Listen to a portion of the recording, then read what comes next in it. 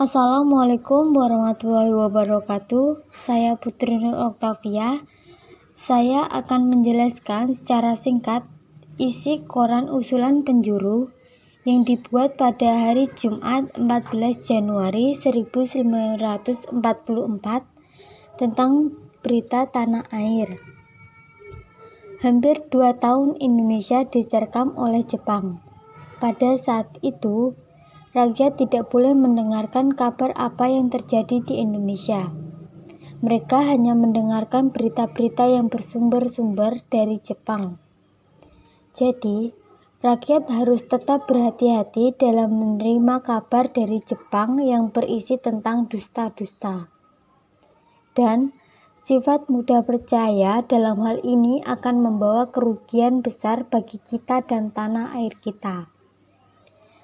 Saat itu, Jepang juga menyuruh rakyat Indonesia untuk berbahasa Jepang. Kabar ini dijelaskan langsung oleh pemerintah Jepang, dan dalam waktu 3 bulan, rakyat harus bisa berbahasa Jepang. Tidak hanya itu, rakyat juga tidak boleh mendengarkan radio tentang kabar-kabar dari negara serikat. Sebaliknya, rakyat hanya diperbolehkan mendengarkan kabar dari sumber-sumber Jepang saja, yang berisi tentang pujian-pujian dan kemenangan-kemenangan Jepang saja. Untuk isi berita lebih lengkapnya, simak videonya ya. Terima kasih. Sebagai kita ketahui, telah hampir 2 tahun lamanya tanah air kita di bawah tindasan Jepang. Selama waktu itu, hampir tidak ada kita mendengar kabar tentang apa yang terjadi atau apa yang diperbuat Jepang di Indonesia. Apa yang kita dengar ialah kabar-kabar yang diceritakan oleh Jepang sendiri, bahwa kabar yang berasal dari sumber-sumber Jepang itu tidak dapat dipercaya, karena ia hanya berisi dusta dan senantiasa memuji-muji perbuatan Jepang saja. Dapatkah tiap-tiap orang mengerti, sehingga semua kabar yang dikatakan oleh pemerintah radio yang berada di bawah kekuasaan Jepang hanya berisi apa yang baik buat Jepang saja. Dalam membuat dusta-dusta ini, Jepang sangat pula berhati-hati, karena ia pun tahu bahwa dari kabar-kabar bohong itu, kita pun dapat menangkap isi yang sebenarnya yang terjadi sehari-hari di tanah air kita. Oleh karena itu, sebaliknya kita yang mendengar kabar dari sumber-sumber Jepang itu, harus pula berhati-hati. Sifat mudah percaya dalam hal ini akan membawa kerugian besar bagi kita dan tanah air kita. Bagaimana juga sebesarnya keinginan kita mengetahui kejadian-kejadian di Indonesia itu, sifat berhati-hati dalam menyaring apa yang kita dengar harus senantiasa kita pakai. Bahasa Jepang alias Jeponisin. Di waktu baru saja Indonesia dicekram oleh Jepang, yang pertama-tama yang dijalankan ialah memaksa seluruh rakyat Indonesia harus mempelajari bahasa Jepang. Sedangkan bahasa Inggris dan bahasa Belanda tidak diperbolehkan.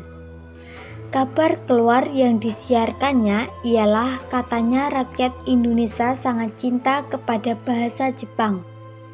Dan dalam tempo 3 bulan, rakyat Indonesia harus pandai berbahasa Jepang dalam hal menjalankan suntikan Jeponisin ini, alias menjalankan paksaan terhadap rakyat Indonesia harus mempelajari bahasa Jepang. Pemerintah militer Jepang di Indonesia tidak sekali-kali mementingkan nasib rakyat. Pada hari yang akan datang, apakah bahasa Jepang itu berguna kelak bagi rakyat atau tidak? Tidak boleh mendengar radio. Tindakan pemerintah militer Jepang di Indonesia selain dari merusak sekolah-sekolah agama, makanan rakyat, dan lain-lain, juga menghalangi rakyat mendengar kabar yang berisi kebenaran. Seluruh rakyat dilarang menggunakan radio dan mendengarkan kabar-kabar dari negara yang bukan kawan sekutu. Sebaliknya, kabar-kabar yang disiarkan untuk didengar oleh rakyat Indonesia adalah berisi pujian-pujian untuk Jepang atau kemenangan-kemenangan Jepang saja.